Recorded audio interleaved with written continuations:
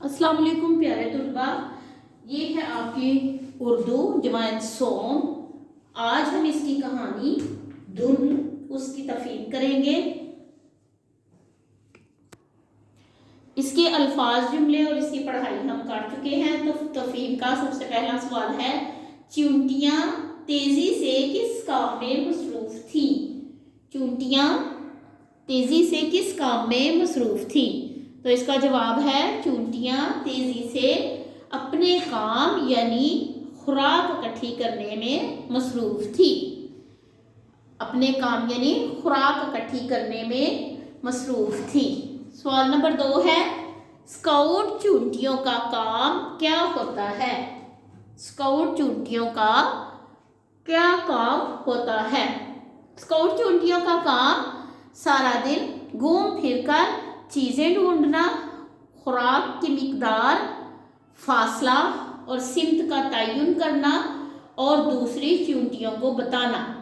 Scout चींटियों का काम सारा दिन घूम फिर कर चीज़ें ढूंढना, खाने की चीज़ें ढूंढना, खुराक ढूंढना और फिर खुराक की मिकदार के खुराक कितनी है और कितने फासले पर है, कितनी दूर है और किस सिमत में है, यानी आगे की तरफ है, पीछे की तरफ है, दाएं की तरफ है या बाएं की तरफ है, किस सिमत में है, उसका सारा तयन स्काउट चींटियां करती हैं। आगे है इसका सवाल नंबर 3, स्काउट चींटियां दूसरी चींटियों को पैगाम कैसे पहुंचाती हैं? यानी स्काउट चींटी चूंकि जो सारा दिन खुराक ढूंढती है तो उसको सारा पता होता है कि खुराक कितनी है, कहाँ है और किस तरफ है। तो स्काउट चींटी कैसे दूसरी चींटियों को पैगाम देती है? तो इसका जवाब है कि स्काउट चींटियां एक महसूस अंदाज में अपना एंटीना दूसरी चींटी के एंटीने से लगाकर दूसरी चींटियों को पैगाम पहुंचाती हैं। यानी चींटियों के ऊपर एक एंटीना सा होता है, 2 एंटीने होते हैं, तो वो एक महसूस अंदाज से अपना एंटीना दूसरी चींटी के एंटीने से लगाती है, तो फिर दूसरी चींटी को सारा पता चल जाता है, उसे सारी मालूमात जो है ना वो उसको दे देती है, जिससे फिर उसको पता चल जाता है और वो पैगाम पहुंचा देती है अपना। आगे है सवाल नंबर 4 कि स्काउट चींटी खुराक के बारे में क्या क्या बताती है? स्काउट चींटी खुराक के बारे में क्या क्या बताती है? यानी स्काउट चींटी जब अपना एंटीना दूसरे चींटी के एंटीने से लगाती है तो वो बताती है कि खुराक कहाँ है, कितनी मिकदार में है और किस किस्म की है। ठीक है, कि खुराक कहाँ है, कितनी मिकदार में है और किस किस्म की है। आगे है सवाल नंबर 5, इस सबक का ये जो सवाल नंबर 5 है, ये 4 सवालात आपकी किताब में मौजूद हैं।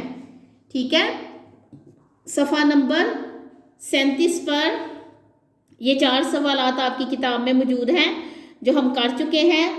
आगे बराए असातिज़ा है कि बच्चों में मुख्तलिफ सलाहियतें परवान चढ़ाने वाले सवालात दर्ज झैल हैं। पहले ये सवाल ज़बानी पूछे और जिन सवालात के एक से ज़्यादा जवाब दिए जा सकते हैं उनके मुख्तलिफ जवाब बच्चों से लें।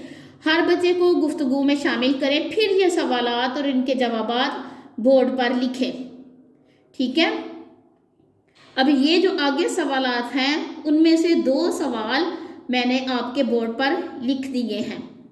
ठीक है, अगर तो क्लास में मौजूद होते तो फिर हम मुख्तलिफ जवाब लेते और जो सबसे अच्छा जवाब होता वो बोर्ड पर लिखते। तो चूँकि आप क्लास में मौजूद नहीं हैं, मैं खुद से काम कर रही हूँ, तो इसलिए मैं फिर अपने जो उसका है उसके मुताबिक ये इस सबक का मौजू क्या है वो भी लिख देती हूँ और इस सबक का नया उन्वान सोचिए वो भी लिख देती हूँ। ठीक है, अगर आप इसको चेंज भी करना चाहते हैं, इस सवाल जवाब को, यानी जो जवाब मैंने लिखा है उसको चेंज करना चाहते हैं तो आप कर सकते हैं। इसके 2 सवाल मैंने लिख दिए हैं, तो आइए वो भी देखते हैं। सवाल नंबर 5 उसको मैंने कर दिया है, इस सबक का मौजू क्या है?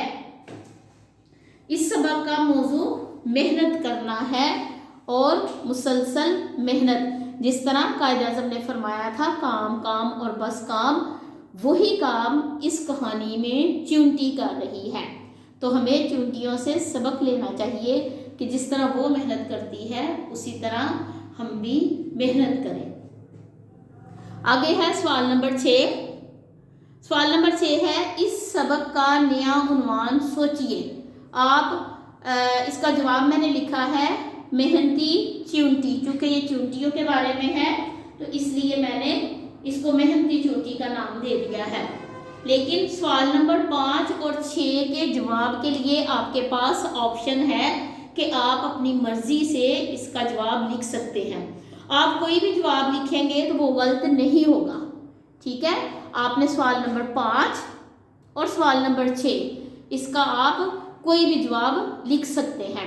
आपने ये सारे सवालात, इनके जवाब आपने अपने रजिस्टर पर लिखने हैं। पहले इनको अच्छी तरह से समझना है, इनको पढ़ना है और फिर इन सवालात के जवाबात को अपने रजिस्टर पर लिखने हैं। कम से कम 3 दफ़ा अपने सवालात के जवाबात पढ़ने हैं और फिर इनको अपने रजिस्टर पर लिखना है और 5वें और 6ठे सवाल का जवाब आप अपनी मर्जी से लिख सकते हैं।